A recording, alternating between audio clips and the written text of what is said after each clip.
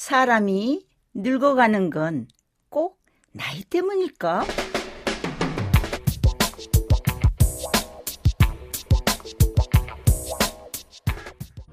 이제 한두 해 지나면 80고지에 오르지만 내 마음엔 아직도 꿈틀대는 청춘이 있다. 아이들을 무척 좋아하고 천직으로만 알고 헌신을 다해 교직 생활을 하던 내가 귀신에 홀린 듯 17년 동안 정들여 쌓아올린 교단을 호련히 떠나버린 내 젊은 시절을 이제 와서 뭐라고 설명할 수 있을까? 동료 교사들은 그대로인데 나는 집안에만 갇혀 교직에 대한 진한 향수병에 시달리게 되었으니 말이다. 지루한 하루하루, 슬프디 슬픈 나의 노래는 끝도 없는 메아리로 허공을 맴돌았다. 큰아들의 결혼과 첫 손녀를 보듬은 기쁨도 잠시뿐. 손녀딸의 양육을 맡게 된 나는 큰 부담을 안게 되었다.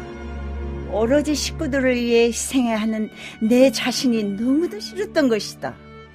결국 손녀딸을 맡아 기르면서 어렵지만 자신의 일을 찾아보기로 하였다. 양재기술을 배우겠다고 시에서 운영하는 유성회관을 찾았지만 순조롭지는 않았다.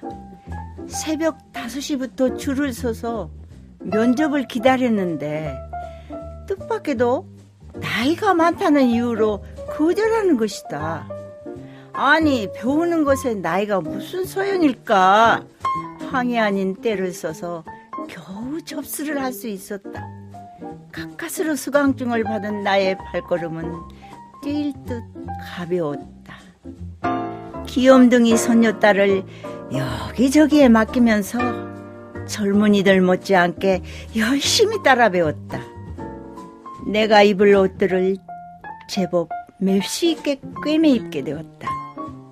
그러다 보니 며느라이와 친구들의 옷을 손수 지어주고 자랑을 늘어놓는 즐거움까지 맛보게 되었다. 그동안 내려놓았던 붓도 다시 잡았다. 내가 좋아하는 선배 아실에서 그림을 그린다며 손에 물감을 묻혀가면서 시간 가는 줄도 몰랐다. 시린 향수처럼 항상 똘치지 못하던 그림의 미련, 파종 시기를 놓친 게으른 농부같이 뒤늦게 다시 잡은 화필은 서툴게 움직였지만 차츰 안정을 되찾아갔고 빛거울 아카데미 갤러리에서 작품을 선보이기도 하였다.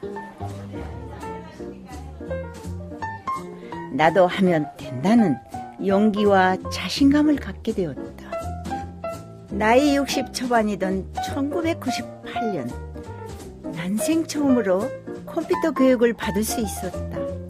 육체와 정신 온통 아날로그인 나에게 디지털이 발붙이기란 언감생심. 하지만 점차 끌어당기는 그 마력에 빠져들게 되었다.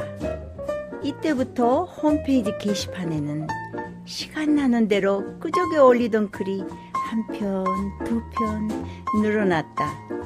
책으로 엮어내니 나의 스필집 한 권이 금세 탄생하는 것이다. 인터넷 검색대회에도 참가하였고 포토샵, 엑셀 등 컴퓨터 활용 능력 자격증도 얻게 되어 이젠 웬만한 디지털은 두렵지 않다. 이런 날을 두고 하룻강아지 봄 무서운 줄 모른다는 말이 맞을지도 모르지만 그러던 중 2003년부터 장애인 방문 정보화 강사로 활동하게 되었다. 많은 방문 교육 중 유독 기억되는 게 있다면 행복재활원에서 퇴소해 그룹 생활을 하게 된 지연 양을 방문하게 된 일이다. 복지관 교육도 겸하면서는 바쁜 나날이 흘러갔다. 강사들과 함께 다른 봉사활동에도 참여하면서 또한 여러 가지 연수로 자기 개발에도 노력하고 있다. 지난해 아는 이유 소개로 광주 시청자 미디어 센터 종회원이 되어 어르신 영상 제작 교육 프로에 참여하여 동영상 제작에도 손을 대게 되었다. 캠코더를 들고 직접 촬영하는 재미는 솔솔하였지만 기획하고 구성안을 짜야 하는 작업은 늘 나를 둔재로 만들었다. 하지만 프리미어로 하는 편집 작업도 할 수 있으며 무엇보다 쾌적한 시설과 고가의 장비를 마음껏 이용하면서 즐거운 시간을 보내고 있다. 처음으로 중증장애인 상철씨 이야기를 영상으로 만들어 보았다. 상철씨의 컴퓨터 배우는 과정을 담은 10분짜리 작품이다. 상철씨와 행복 재활원 식구는 물론이고 내 자식, 친구들에게도 또 기회가 된다면 TV 방송에도 내보내고 싶다.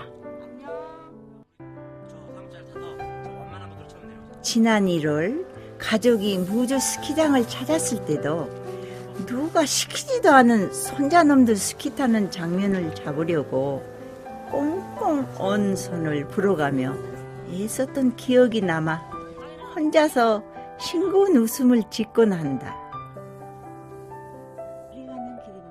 그리고 내가 사는 동네, 증신사가 손에 잡힐 듯 보이는 동족골을 산책하면서 나만이 보고 느끼는 들과 산들의 이쁘고 다사로운 운치를 담아보기도 한다.